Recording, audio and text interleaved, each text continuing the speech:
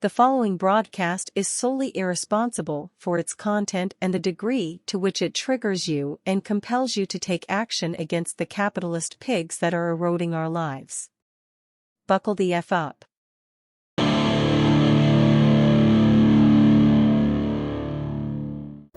In our day, certain economic truths have become accepted as self-evident.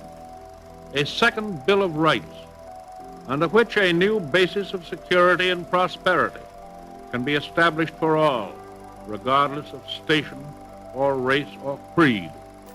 All right, welcome everyone to episode 4 of Leftist Lens. I'm Matt, and that's James, and we got a few things to talk about today. Are we gonna talk about asshole of the week? Because you said we have two. You want to bring them up and we'll just debate them or whatever? Well, I don't know, because my assholes of the week tie into a very specific subject that we're going to talk about. All right, so we'll get to that then. We'll address them in that segment, I guess.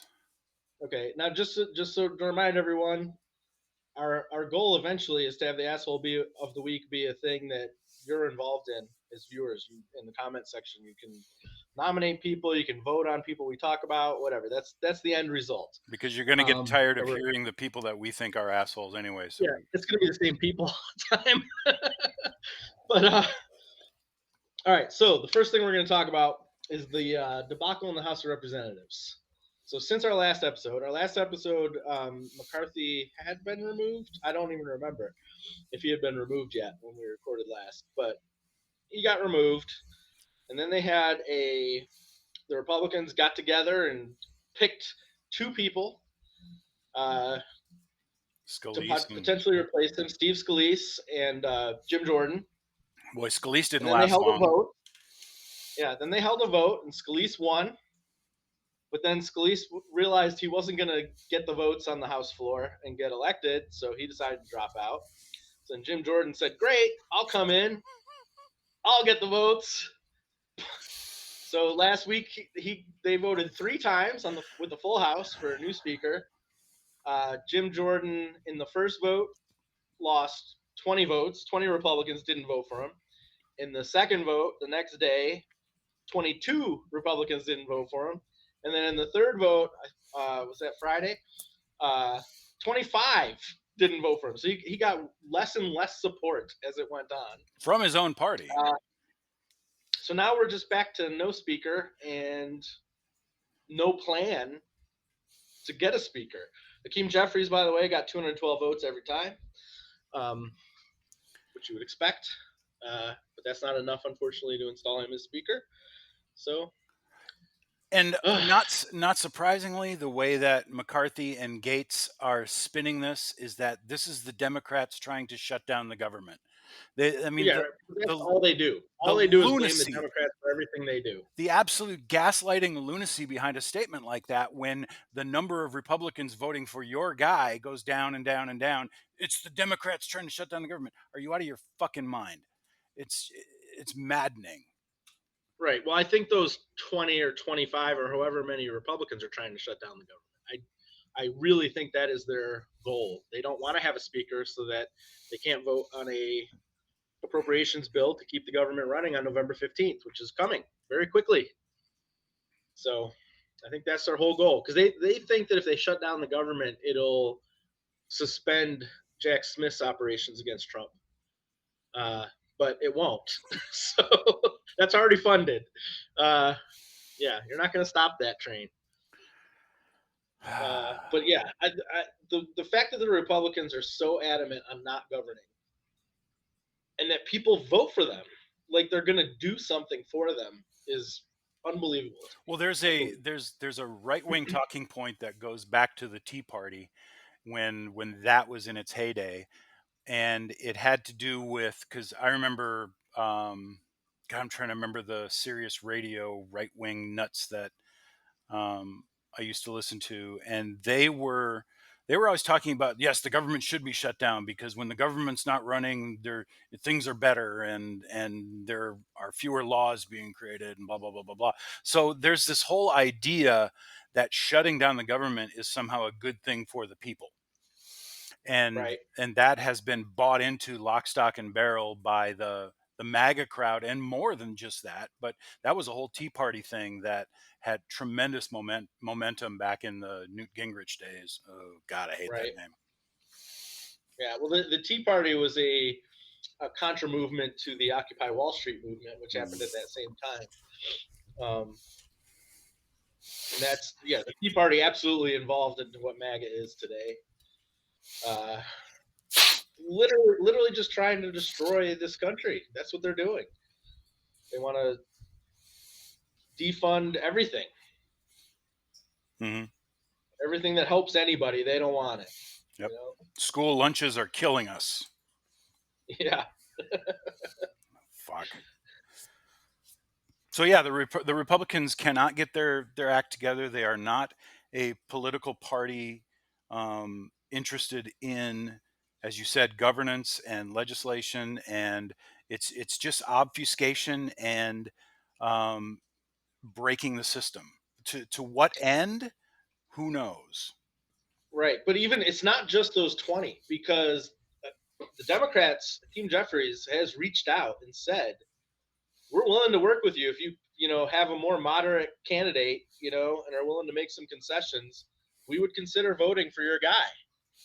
How many Republicans would it, assuming Jeffries will continue to get 212? He only needs 3 Republicans, doesn't he? It depends on how many people are there that day. 217 is the magic number if everybody's there. If everybody's there, but the last vote, there were quite a few people missing, and 215 would have won it. Jeffries had 212. But normally, if everyone's there, it's 217. I wonder if there aren't, let's say, five Republicans. Yeah, there aren't. I can answer that. There aren't. Unbelievable. There aren't. That's no fucking way. Unbelievable. But you know what? There should be, though. There should be at least 100 Republicans that would be willing to nominate a more moderate candidate that's palatable to the Democrats to get the Democrats to vote for him. You could get 212 Democrats to vote for you if you're willing to offer some concessions, like promise not to gut Social Security or something. That's probably all they're asking for. I don't know what else they're asking for. Probably Ukraine funding, and you know, don't defund all these federal programs. Well, but you can get a moderate candidate, put them up there, have them promise not to do those things. The Democrats might vote for that guy. Who's a moderate Republican? Who's that moderate candidate? Well, I don't know. That's my point. I don't know. I don't think there are any anymore. I really don't. What's Gates's caucus? What do they call themselves? Freedom Caucus. The Freedom Caucus. Are they still sticking with the goofy rule that they put McCarthy under, and they want to keep that in place? Well, when they elect a new speaker, they'll vote on new rules. So we don't know. We don't know. There are no rules now because there's no speaker. There's no House. There really is nothing. So when they eventually choose a speaker, then there'll be a rules package to follow, just like there was last time. I don't know if they're going to demand that or not again, but that's the deal they made with McCarthy. They may make a completely separate deal with someone else, but who's that going to be? I don't know. Go ahead. Well, Scalise and Jordan are both very far right. So I don't know why the Freedom Caucus didn't like either of them, honestly, because those guys are wackadoodles to the far right. Both of them are. I can understand why they wouldn't like. I don't even know any. I can think of. I don't know.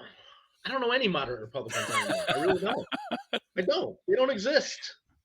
They're gone. And the Democrats are all communists. Yep. I wish that were true. I wish they were all communists. I know. I said that on Instagram last night, and this guy went off on me like, you don't know what you're talking about. Whatever, buddy. I don't think there's any communists in the Democratic Party today. No. There are some progressives, and there's probably some Democratic socialists over there. I don't know, but there's certainly no communists. There's nobody looking to, get rid of capitalism. Nobody. You saw Gates's press conference where he was saying, well, I don't know what these people want. I think referring to the Democrats, they want their pound of flesh. So if they want me to resign from the caucus, I will. And, he's like, he was desperately just throwing things out there to think that he's going to get Democrats to vote for whoever their pick is for speaker.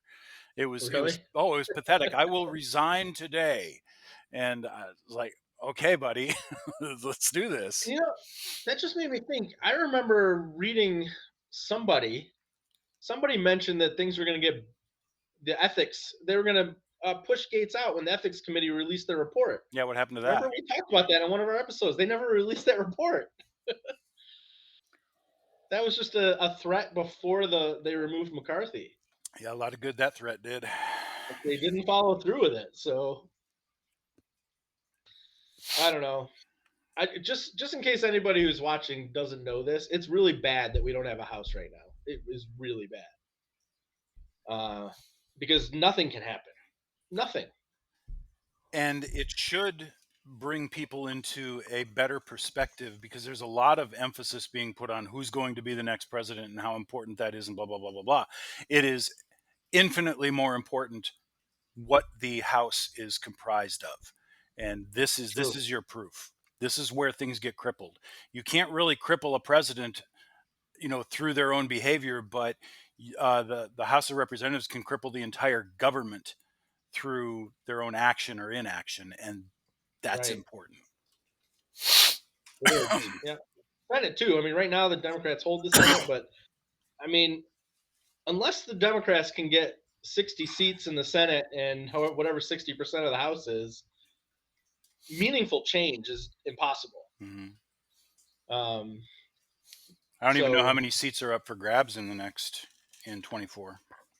well, one third of the Senate and all of the House. That's what it is every 2 years. One third of the Senate. I don't know what the makeup is of those seats, but it'll be 33 or 34 seats. Who's the? I should have thought of this before, but he's a representative that's on TikTok.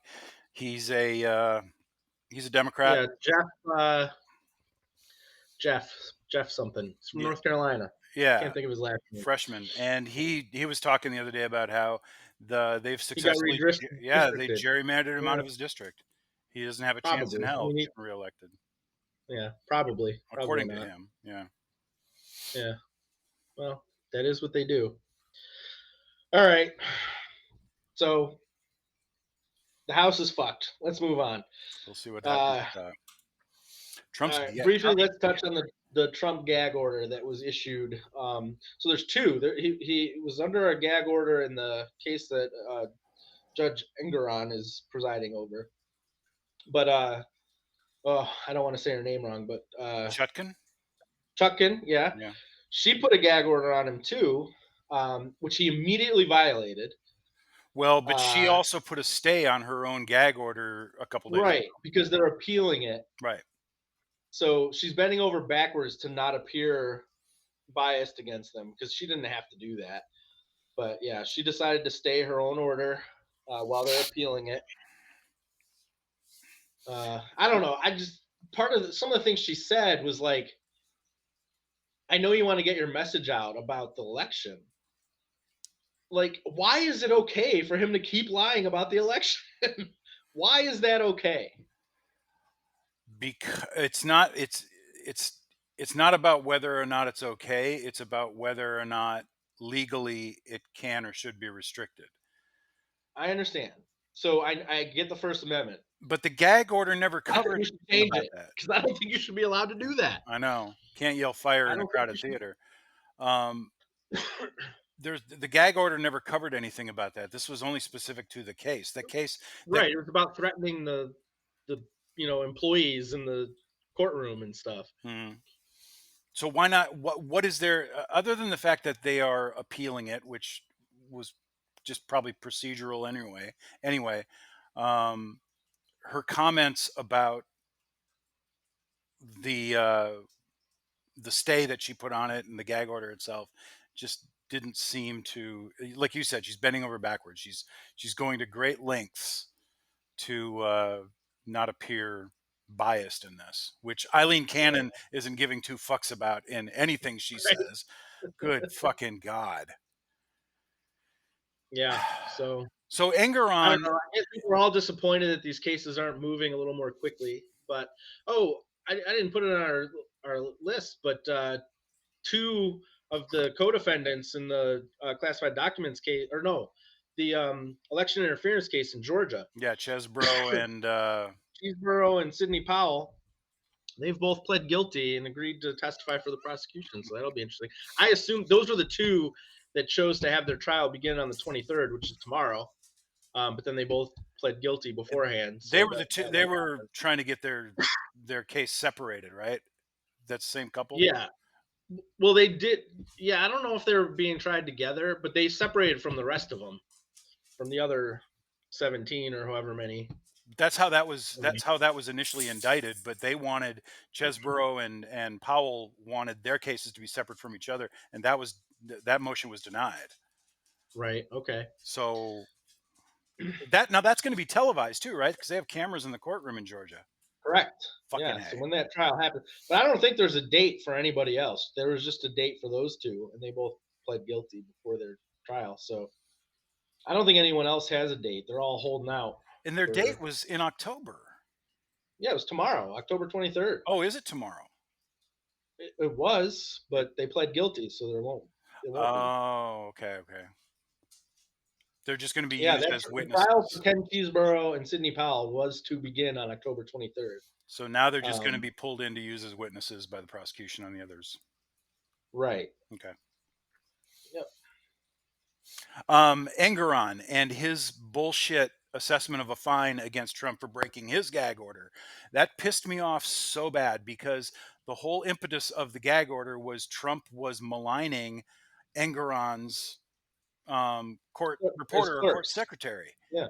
And he made all sorts of bluster and bold statements about why shouldn't I put your client in jail and always qualified it with or assess some other punishment for breaking his gag order. And then he throws I'm pissed at you for insulting my court clerk, but as long as you pay the court $5,000, you can continue to do so. Fuck. It's a two-tiered fucking justice system, and nobody can deny that. True. But here's the thing: if Trump continues to violate Engeron's gag order, which he will, if Engeron increases the penalty progressively, and maybe in 2 or 3 steps get to jail, I think I'll be okay with that. Like you fine him 100,000 next time, and then put him in jail on the 3rd step. Trump cannot shut up. He cannot. Yeah. It's impossible.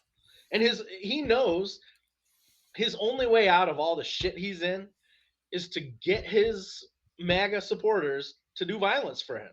Mm-hmm. That's his only way out. He thinks. I mean, that won't work. They'll just all die for him for no reason. But that is what his thinking is. If he is going to get out of this trouble, he needs to have his supporters, do something. Overthrow the government or, murder judges and prosecutors. That's what he wants to happen. There's no doubt in my mind. Mm-hmm. That's his intention for sure. And that was his intention on January 6th. He wanted those people to hang Mike Pence. He really did. Mm-hmm. He wanted those people to do that. So this is the guy that still has millions of supporters. I don't get it. I really don't. It's so hard. We're in a really, really bad place. It's all disgusting. It's all fucking disgusting. I hate it. We don't want to be a podcast full of hopelessness, but it is hard to not feel that way these days. All right. Especially with the next topic. All right. The big topic here, Hamas and Israel. So I don't think that had happened the last time we were together, or maybe it had just happened. I don't know. So a lot has happened since then. So everybody knows, Hamas and others, not just Hamas, Hezbollah and other probably state actors. We don't really know. Hamas didn't have the weaponry to do the initial assault that happened by themselves. They had help. And I know there's a lot of speculation that Iran helped them. I don't know if there's any concrete evidence for that yet. Yeah, I think it's safe to say that Iran was supplying them with what they needed. Yeah, I get it that it appears that way, and it's likely that that happened, but I don't know if there's actual, you know, proof at this point. There I probably mean, will be someday, but not just Iran, but Lebanon, the Houthi yeah, militia in Lebanon would have, and Hezbollah's in Lebanon also. yeah, The entire network. They've just been stockpiling this stuff for a long time. right. Um, And then, so what we being the United States of America were afraid of, which I do think was going to happen, is the other Arab countries were going to get involved. Um, that's why Biden sent aircraft carriers to the Mediterranean Sea to what? Make sure that the Palestinians didn't have anybody to protect them, so that Israel could continue their genocide. Is that what our official position is now? Absolutely. There was an Aegis in the Mediterranean that a few days after this started shot down 2 cruise missiles that came from Yemen that were shot off by the Houthi militia over there. And how they got cruise missiles is interesting. We're never going to know, but the fact that they did. So yeah, we're not there as a passive observer. There's no question that we won't, like you said, we won't give anybody the opportunity to give the Palestinians a fighting chance to defend themselves. And this Right. bullshit line, there's this line that there's so much propaganda coming out of this. And the line that always comes out immediately when Israel pulls shit like this, and they go in and they call it mowing the lawn. They call it that. That's their policy. When they do this, the propaganda that comes out from their side is Israel has the right to defend itself, and they will repeat this over and over again. And we need to remind people that they are an occupying force, and an occupying force does not have a defensible position. They are subject to the resistance of the people that they are occupying, and this has been going on for 75 years. I mean, it's been Hmm. going on longer than that, but the acute oppression by the Jewish settlers in Israel toward the Palestinians, 75 years now, and it just gets worse and worse and worse.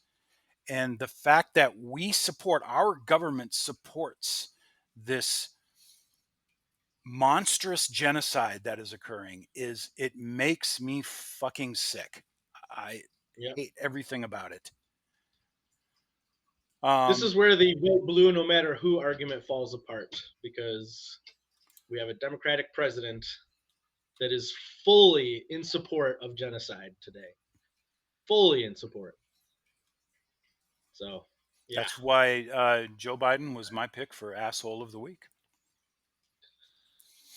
Don't say that too loud. People will get very upset about that. No, I can't argue with that. He's an asshole this week for sure. All right. So, some other things happened in that uh, conflict. I don't know if you want to talk about the hospital bombing. I know there's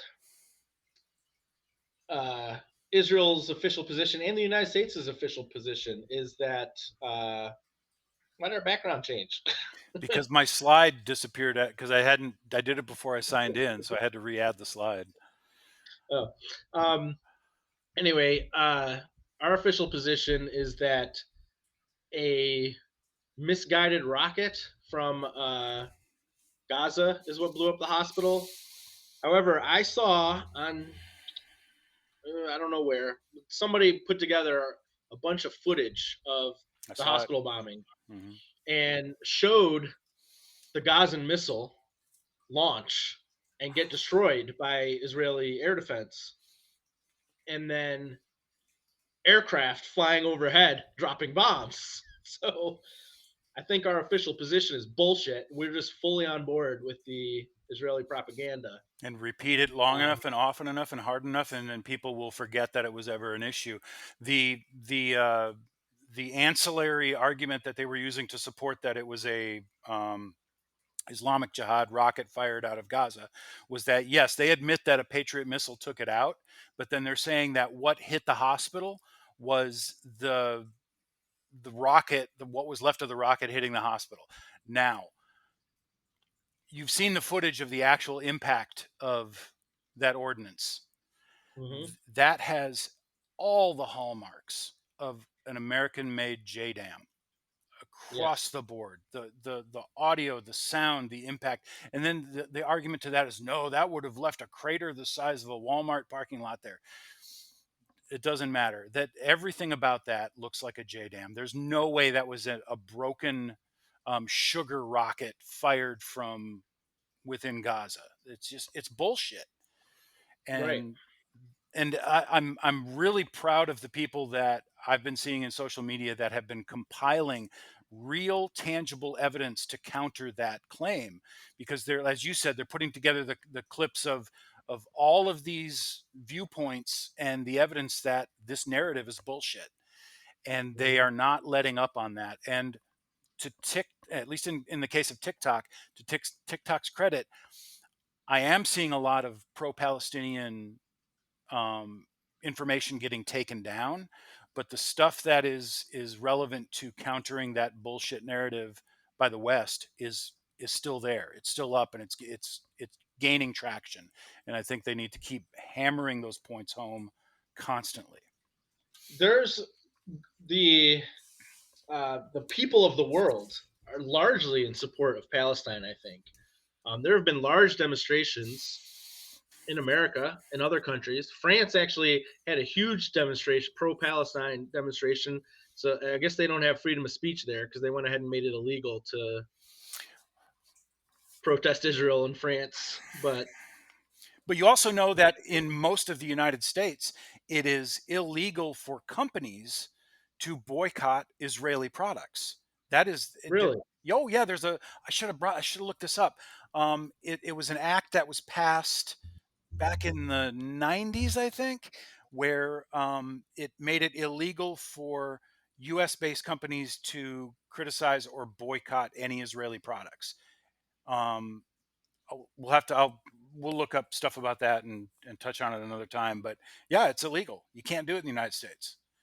Now, consumers can boycott Israeli products all day long, but companies that are based in the United States that do business with Israel cannot criticize Israeli products. It's fucking awful. It's ridiculous. And on your point about international support from the international community, let me pop this video up real quick. Hopefully this works. Part of the tragedy of the Palestinians is that they have essentially no international support for a good reason. They don't have wealth, they don't have power, so they don't have rights. That's the way the world works. You know, your rights correspond to your power and your wealth. Same inside the United States. Shouldn't be surprised to see it. If you're a poor black kid in Roxbury, you don't have the rights of a rich person living in the suburbs, right? Same in the international arena. So the Palestinians, I mean, they may get, statements of support, but and nobody's going to do much for them, especially when the U.S. Threatens anyone who might try to do something. And what's called the national interest turns out to be the interest of dominant domestic forces in U.S. society. So the national interest means the interests of the very rich, major corporations, the ones who set government policy and so on. That's the national interest, and not the population. The population is basically irrelevant. The population often strongly opposes government policy, and they're simply disregarded. Overwhelmingly, people say there should be much higher taxes on the wealthy. What happens? Taxes on the wealthy go down. And it's the same on issue after issue. That's where we are. That's that. yeah, And I look at what you were pointing out about the widespread protests in support of the Palestinian people. And by the way, Nigel Farage over in the UK took clips of all the pro-Palestine rallies going on in the UK and elsewhere, and he blatantly called them pro-Hamas rallies. These people are celebrating Hamas. They're pro. I just fucking hate these people. So I look at the unbelievable support that the Palestinian people have from the people of the world and wonder, how do we what Noam Chomsky is referring to, that we are irrelevant in how we feel about this and what we think should be done, because the national interest is what's going to play out, and that has nothing to do with our emotions and our opinions about this. But how do these people that are gathering in huge numbers for a just cause affect change in what we are seeing, notwithstanding the fact that it's been going on for 75 years? It's getting worse and worse every time. um, there needs to be more there needs to be a pathway to actual change in this. And I made a post this morning about the fact, and it was just spitballing, that we are never going to see a shift in US policy about Israel. We are always going to staunchly support everything Israel does. And when Israel crosses the line and we call them out, when they finally cross the worst possible line that causes us to say, hey, stop, they will stop, but it will happen again and it'll never change. I don't What see. is that line? I feel like they've crossed that line. Well, they've done it before. I mean, their official policy today is essentially, Israel this is essentially kill all Palestinians. That is their official policy. I don't know they've been amassing land assets, APCs and tanks and other things on the border of Gaza for the past week. And every day in the news they said a ground invasion appears imminent, but it hasn't happened yet. But what are they going to do? Like, I don't know. I really don't understand. I think what they want to do is, other than kill everybody, what are they going to do? They're going to drive the Palestinian population en masse across the border into the Sinai Peninsula. They want them to live in tent cities in the Sinai Desert. And then they're going to turn Gaza into an Israeli amusement park. I shit you not. It's, as you said, a land grab. Their intent is not to occupy and run Gaza, but Gaza will no longer exist. Gaza will be part of Israel. The Palestinians will be dying in the Sinai Desert, and that's the agenda. And I would just like to remind everyone, this is Joe Biden's agenda too. He's fully on board with this. Fully on board. I've had people today tell me that Biden is losing support from Democrats because of his position on this situation.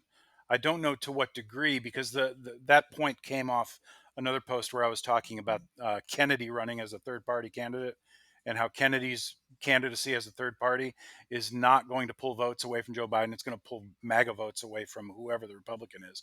But the idea is that with what's going on now, Biden's losing support amongst Democrats. I don't think it's as significant enough to matter. I'll tell you, if there was somebody that primaried him that wasn't Marianne Williamson, oh my God, I would probably vote for them. I mean, not just blanket. I'd have to see who it is, but if a reasonable, further left, hopefully, Democrat were to primary Biden, I would absolutely vote for that person, 100%. Yeah, I would too. So, no question. Did we talk about the UN Council resolution? I don't think we did. No, not yet. Yeah, so the UN Security Council, which is 15 nations, 5 of them are permanent members. They were all the ones that had nukes at the time they made the UN. It's France, England, or Great Britain, United States, Russia, and China. They're the permanent members. They have veto power, which means if a resolution comes to the Security Council and they say no, it's a no-go. Well, there was a resolution put up, I think, by Spain that was critical of Israel's response in Gaza and wanted to have the Security Council pass a resolution calling for a ceasefire so humanitarian aid could get into Gaza. The United States said, no, you can't be critical. You can't just do that. You got to also criticize Hamas for starting this thing. So Spain said, okay, and they rewrote their resolution. to be critical of both Israel and Hamas, which is a reasonable position, I would say, and put it up for a vote to the Security Council. China and Russia abstained. The other 12 countries not named the United States voted to pass this resolution. The United States vetoed it. That's Historically, unconscionable it to me. is. Now, It is. I will say that after that, Biden went to Israel and he did broker a deal where they did allow some aid into Gaza. But I don't understand why. Well, I do understand why, but I don't like it. Why we had to veto that bill 100%. It was just because it was critical of Israel. Mhm. That's the only reason why. That's a policy. That is a clear-cut policy, because if you look back at any resolutions that the United Nations tries to enact against Israel when they are a bad actor in a situation, every single time the U.S. vetoes these resolutions. It is the policy that no criticism can come to Israel. That's appalling to me. Yeah. It is important to know that not all American Jewish people are full on board with what Israel is doing. In fact, there was a group that took over the Capitol building last week. It was Jewish students, right? Yeah. American Jewish students Scared the shit out of Marjorie Taylor Greene. that took over the Capitol rotunda in support of a ceasefire and peace. They were calling for Israel to stop their genocide, I guess. Mm-hmm. So this isn't a Jewish thing. No, not at all. Thing. It's a Zionist thing. It's very much a Zionist thing. And I criticize the people because the immediate backlash that I got when I started talking about this was this is all Netanyahu. This is all Benjamin Netanyahu. And if we got rid of him, the entire culture of this would go away. Bullshit. This has nothing to do with Netanyahu. This has been the Israeli policy of Zionism since 48. Ben Gurion himself was a devout Zionist. You watch videos from back then when they were forming the Israeli state. It was to appease the Zionists, and this. There are a great many. In fact, most of the Orthodox Jewish population that I see in Israel stands staunchly in support of a Palestinian state, because this all ties back to a theological precept that the Jews should not have their own state according to Orthodox Judaism. They're still supposed to be wandering in the desert, blah blah blah. It's all based on this religious woo woo, but the reality is that Orthodox Judaism does not support the Zionist agenda. They are not Zionists. You saying Orthodox reminded me. There was an Orthodox Christian church. Oh yeah, in Gaza that Israel bombed. And the common denominator between these places, these aren't military assets that they're bombing, is that this is where people are taking refuge in large numbers. Right. I saw an interview with the mother and daughter that got released by Hamas, and they were talking about how well they were treated by Hamas, that they were not mistreated at all, and they were saying that there were other Israeli citizens, American citizens, and others that were killed by Israeli airstrikes in Gaza. So the idea that Israel is really concerned about bringing home people that have been taken captive seems dubious. Yeah. Well, yeah, Israel is a master at propaganda, and then they get the American media to repeat it, including. I don't know if you saw this, but I think you're probably familiar with Under the Desk News. Oh, yeesh. Who they decided to just go full on board with the propaganda machine, the Israeli propaganda machine. Now, I know that's because they were one of several news-focused TikTokers that were invited to the White House several months ago, and kind of they were allowed to do briefings with the president and stuff for a while. This has happened before. Yeah, this is a regular thing. Yeah, so I have. It is the government didn't like the free media, the unregulated truth-telling media that was growing in TikTok. So they decided to invite some of them in to be part of the propaganda machine. And I'm very disappointed that Under the Desk News decided to just go full on board with the propaganda. Well, yeah, you just have to remember that Under the Desk News is a registered lobbying entity for the White House. They're registered as such. They are a lobbying organization, and they will always support whatever the White House tells them to support. That is not journalism. Right. That's not journalism at all. It's very disappointing. And I haven't seen her come out and make a retraction, make a statement about what she was called out on. I haven't seen. Yeah, I don't know. I unfollowed, so I haven't seen anything. It's like it's no longer a reliable source of news, so I'm not interested. So yeah, that was disappointing. I don't know. Is there anything else we want to talk about, or is this beating a dead horse? Our position is clear, I think. I think a lot can happen in a week, and I don't foresee anything magnanimous or good in this tangent happening in the next week. No, but it could get worse. That ground invasion could happen. I think it's definitely going to get worse, and we'll check in about it next week and see where it's gone. All right, so we can humanize the Palestinians now, if you would like. We ready for that? Please do.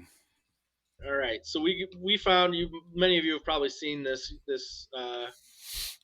young man here in Palestine. Can you move your thing over to the left side? There you go. He's gonna rap to us. This is a young man in Gaza rapping. For decades, but a home for centuries. This land is generations of my family's memories. To plant, grow, and nurture the symbol of peace. The olive trees guaranteed that our people could eat. Living with limitations, pushed down by the occupation. Wanna see the pain? Take a look at the people's faces. Imagine being kicked out of the only house you ever known. We're praying for our souls while they're praying on our homes.